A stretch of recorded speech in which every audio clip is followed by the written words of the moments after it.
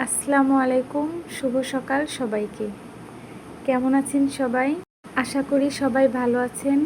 আজকে আমাদের বাড়িতে মাটির চুলায় রুটি বানানো হচ্ছে। রুটি বানানো কেমন হচ্ছে সবাই একটু কমেন্টে জানাবেন প্লিজ। মাটির চুলায় রুটি বানানো এত সহজ না, বারবার জাল দেওয়ার দিকে খেয়াল রাখতে হয়। আবার এদিকে রুটি পড়ে যাচ্ছে, ও আসলে থাকতে চাচ্ছে না কেন বুঝতে পারছি না, ও বারবার শুধু লাফ দিচ্ছে।